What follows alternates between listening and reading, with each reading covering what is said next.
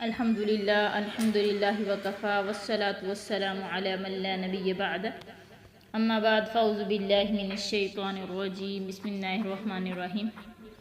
آج ہم حدیث کے لیکچر نمبر 2 کا آغاز کر رہے ہیں اور آج کے لیکچر میں ہم حدیث پڑھیں گے، ٹھیک ہے۔ حدیث کی تھوڑی سی تعریف جانیں گے، ٹھیک ہے، کہ ہم نے حدیث کورس کا آغاز کیا ہے تو ہمیں پتہ بھی ہونا چاہیے نا حدیث کہتے کسے ہیں۔ تو انشاءاللہ العظیم یہ بات جانیں گے کہ حدیث کسے کہتے ہیں اور حدیث کا کیا مقام ہے۔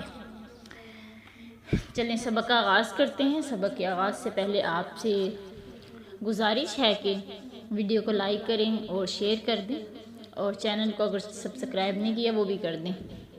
ویڈیو کو شیئر لازمی کریں، ٹھیک ہے، کیونکہ نیکی کی بات آگے پہنچانا یہ بھی ایک صدقہ جاریہ نیکی ہے۔ تو سبق کا آغاز کرتے ہیں کہ اللہ کے نبی صلی اللہ علیہ وسلم کی حدیث ہم سیکھ رہے ہیں۔ حدیث کسے کہتے ہیں، اس کی تعریف کیا ہے؟ اصول حدیث میں اس کی تعریف اس کی یہ ہے، حدیث ہر اس بات ہر اس فعل کو کہتے ہیں جو کہ آپ صلی اللہ علیہ وسلم نے کیا یا فرمایا۔ جو کام آپ صلی اللہ علیہ وسلم نے کر کے دکھایا وہ بھی حدیث ہے، جو آپ صلی اللہ علیہ وسلم نے حکم دیا وہ بھی حدیث ہے، جو آپ صلی اللہ علیہ وسلم کے سامنے عمل کیا گیا یا کہا گیا، آپ صلی اللہ علیہ وسلم کا اس پر اجاب ہو، یعنی آپ صلی اللہ علیہ وسلم نے اس پر انکار نہ کیا ہو، اسے بھی کیا کہتے ہیں؟ حدیث کہتے ہیں۔ حدیث کی 3 اقسام ہیں، ٹھیک ہے، قولی، فعلی، تقریری۔ قولی کہتے ہیں اس حدیث کو جس میں آپ صلی اللہ علیہ وسلم کا قول درج ہو۔ فعلی اس حدیث کو کہتے ہیں جس میں آپ صلی اللہ علیہ وسلم کا فعل درج ہو، یعنی کہ آپ صلی اللہ علیہ وسلم نے جیسے نماز پڑھ کے دکھائی ہے، نماز کا طریقہ، وہ کیا ہے؟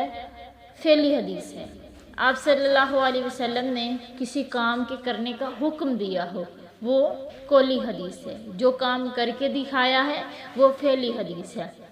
جو کام آپ صلی اللہ علیہ وسلم کے سامنے کیا گیا، صحابہ کرام نے کیا یا صحابہ کرام نے کچھ کہا، آپ صلی اللہ علیہ وسلم نے اسے قبول کیا، یعنی اس پہ آپ صلی اللہ علیہ وسلم نے انکار نہیں کیا بلکہ فرمایا کہ یہ کام اچھا ہے، وہ کیا ہے؟ تقریری حدیث ہے۔ سمجھ لگ گیا آپ کو کہ حدیث کسے کہتے ہیں؟ حدیث کہتے ہیں نبی صلی اللہ علیہ وسلم کے اقوال کو، افعال کو۔ اور حدیث ہمارے لیے، حدیث کا علم کتنا ضروری ہے؟ اتنا ضروری ہے کہ اللہ تعالیٰ قرآن میں ارشاد فرماتے ہیں، یا ایھا الذین آمنوا اطیعوا اللہ و اطیعوا الرسول، اے لوگو جو ایمان لے کر آئے ہو اللہ کی اطاعت کرو اور اس کے رسول کی اطاعت کرو۔ اسی طرح اللہ تعالیٰ فرماتے ہیں کہ ان کنتم تحبون اللہ فاتبعونی یحببکم اللہ، میرے نبی انہیں بتا دو کہ اگر تم اللہ سے محبت کرتے ہو نا، اللہ کی محبت چاہتے ہو تو محمد صلی اللہ علیہ وسلم کی اتباع کرنی ہوگی، تو اللہ بھی تم سے محبت کرے گا۔ یعنی کہ اگر ہم قرآن کو مانتے ہیں، قرآن پہ عمل کرنے والے ہیں، اگر ہم قرآن کو اللہ کی نازل کردہ کتاب مانتے ہیں اور یہ حدیث قرآن ہی کی تفسیر ہے، تو اس پہ عمل کرنا بھی ہمارے لیے نہایت ضروری ہے۔ تو اللہ تعالیٰ قرآن میں ارشاد فرماتے ہیں کہ وَأَنزَلْنَا إِلَيْكَ الذِّكْرَ لِتُبَيِّنَ لِلنَّاسِ، کہ ہم نے آپ کی طرف قرآن اتارا ہے، آپ لوگوں کے لیے کھول کھول کر بیان کرو۔ جو شخص قرآن کا منکر ہے، جس شخص نے قرآن کا انکار کیا اس نے حدیث کا انکار کیا، یعنی جس طرح قرآن کا جو منکر ہے اسے ہم کافر کہتے ہیں، اسی طرح جو حدیث کا منکر ہوگا وہ بھی کافر ہوگا۔ تو قرآن ہمیں حکم دیتا ہے، حدیث اس کام کی، اس حکم کی تفسیر کرتی ہے۔ جیسے کہ اللہ تعالیٰ نے نماز کا حکم دیا کہ اقیموا الصلاۃ وآتوا الزکاۃ، نماز قائم کرو اور زکوٰۃ ادا کرو، کہ نماز قائم کرنے کا ہمیں حکم دیا گیا ہے۔ نماز کا طریقہ نہیں بتایا گیا قرآن میں۔ نماز کا طریقہ کہاں سے ہمیں پتہ چلا؟ نبی صلی اللہ علیہ وسلم کی حدیث سے۔ آج کے دور کے اندر ہم مسلمان قرآن و حدیث سے بہت دور ہو چکے ہیں۔ آپ صلی اللہ علیہ وسلم کا فرمان ہے کہ ترکت فیکم امرین لا تضلوا ما تمسکتم بہما کتاب اللہ و سنت رسولی، میں تمہیں دو ایسی چیزیں چھوڑ کے جا رہا ہوں کہ جب تک ان پر تم عمل کرو گے تو کبھی بھی گمراہ نہیں ہوگے۔ ایک قرآن ہے، دوسری حدیث ہے، یعنی کہ قرآن کے ساتھ ساتھ حدیث بہت زیادہ ضروری ہے، ٹھیک ہے۔ تو جب تک ہم قرآن کے ساتھ حدیث کو نہیں سیکھیں گے ہم کامیاب نہیں ہو سکتے۔ تو قرآن بھی ضروری ہے اور حدیث بھی ضروری ہے، قرآن کی تفسیر حدیث ہے۔ تو اللہ تعالیٰ نے قرآن میں نماز کا حکم دیا، طریقہ ہمیں کس سے پتہ چلا؟ حدیث سے۔ اگر ہم حدیث کے مطابق یعنی اللہ کے نبی صلی اللہ علیہ وسلم کے بتائے ہوئے طریقے کے مطابق نماز نہیں پڑھیں گے ہماری نماز قبول نہیں ہوگی۔ اگر اللہ کے نبی کے بتائے ہوئے طریقے کے مطابق ہم وضو نہیں کریں گے ہمارا وضو اللہ تعالیٰ قبول نہیں کرے گا۔ اللہ کے نبی صلی اللہ علیہ وسلم نے فرمایا وضو کو فاحسن الوضو، وضو کو اچھا کرو۔ اگر ہم وضو کو اچھا کریں گے تو نماز قبول ہوگی۔ نبی صلی اللہ علیہ وسلم نے فرمایا وضو جو ہے وہ نماز کی کنجی ہے، وضو جو ہے یہ نماز کی کنجی ہے، نماز جنت کی چابی ہے۔ اگر ہم وضو اچھا کریں گے، سنت کے مطابق کریں گے تو ہماری نماز بھی قبول ہوگی۔ اگر ہماری نماز سنت کے مطابق نہیں ہوگی تو جنت کا دروازہ بھی ہمارے لیے کھل نہیں سکتا، کیونکہ دین کے اندر کوئی نئی چیز شامل کرنا بدعت ہے۔ یعنی اگر اپنے سے ہم کوئی چیز دین میں ایڈ کریں گے، شامل کریں گے تو وہ کیا بن جائے گی؟ بدعت بن جائے گی۔ یہ اتنی زیادہ تھوڑی سی بتانے کا مقصد یہ ہے کہ آج کے معاشرے میں ہم لوگوں کو حدیث کا جو ہے نا وہ تعارف ہی نہیں ہے۔ ہم کہتے ہیں کہ فلاں مولوی صاحب سے، فلاں قاری صاحب سے، اپنے بڑوں سے ہم نے نماز کا یہ طریقہ سیکھا اور اسی طرح پڑھتے چلے آ رہے ہیں، ہمیں حدیث کا پتہ ہی نہیں ہے۔ تو یہ ہمیں سیکھنا ہمارے لیے بہت ضروری ہے۔ یہ قرآن و حدیث کا سیکھنا ہمارے لیے اس طرح ضروری ہے جتنا کہ ہمارے زندہ رہنے کے لیے ہمیں پانی کی ضرورت ہوتی ہے، آکسیجن کی، ہوا کی ضرورت ہوتی ہے۔ جس طرح ہمارے لیے یہ چیزیں ضروری ہیں نا، اسی طرح قرآن و حدیث کے مطابق زندگی بسر کرنا یہ ہمارے لیے ضروری ہے۔ چلیں اب ہم آگے سبق کی طرف آتے ہیں۔ حدیث کا تعارف آپ کو ہو چکا، آج ہم حدیث نمبر 1 پڑھیں گے۔ اس سے پہلے تھوڑا سا مقدمہ ہے، اس کو پڑھیں گے۔ چلیں آغاز کرتے ہیں۔ بسم اللہ الرحمن الرحیم۔ آپ نے جب بھی حدیث کو شروع کرنا ہے نا، یہ اوپر جو چھوٹا سا خطبہ لکھا ہوا ہے نا، یہ آپ نے پڑھ کے پھر حدیث کو جو ہے نا وہ آپ نے سبق سنانا ہوگا، ٹھیک ہے؟ چلیں آغاز کرتے ہیں۔ الحمد، تمام تر تعریفات للہ، اللہ کے لیے ہیں، رب العالمین، جو رب العالمین ہیں، والصلاۃ والسلام، والصلاۃ اور درود ہوں، والسلام اور سلام ہوں، علی سید المرسلین، علی پر سید سردار، مرسلین پیغمبروں کے، یعنی پیغمبروں کے سردار پر درود و سلام ہوں، وعلی آلہ، اور آپ صلی اللہ علیہ وسلم کی آل پر، اولاد پر، و اصحابہ، اور آپ صلی اللہ علیہ وسلم کے صحابہ پر، اجمعین، تمام، کہ حمد و ثنا کس کے لیے؟ اللہ رب العالمین کے لیے۔ تمام تر تعریفات اللہ رب العالمین کے لیے۔ اس کے بعد درود و سلام نبی صلی اللہ علیہ وسلم پر ہوں جو پیغمبروں کے سردار ہیں، نبی صلی اللہ علیہ وسلم کی آل پر بھی درود و سلام ہوں، اور نبی صلی اللہ علیہ وسلم کے ماننے والے صحابہ اکرام پر بھی درود و سلام ہوں، ٹھیک ہے؟ یہ ہو گیا خطبہ۔ آپ نے جب بھی حدیث کا آغاز کرنا ہے آپ نے کیا پڑھنا ہے؟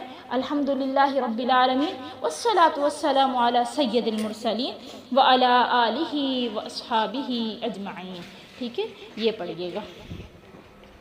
آگے ہے، سب سے پہلی حدیث ہے خلوص نیت، یعنی نیت کا خالص ہونا۔ یہ ایک ایسی عمدہ بات ہے، نیت کا خالص ہونا۔ اگر ہم نیت کو خالص نہیں کریں گے تو ہمارا عمل اللہ کے ہاں قابل قبول نہیں ہوگا، ٹھیک ہے؟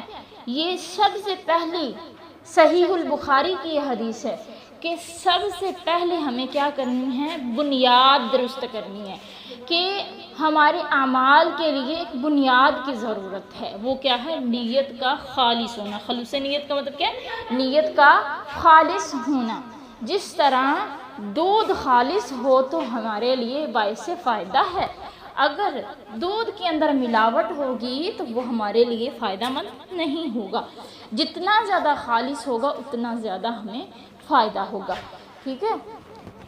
تو اسی طرح اگر ہماری نیت کے اندر تھوڑا سا بھی خلل آ گیا، تکبر آ گیا، ہماری نیت کے اندر ریاکاری آ گئی تو ہمارا عمل بیکار ہو جائے گا. جیسا کہ ایک چند بوندیں لیمو کے رس کی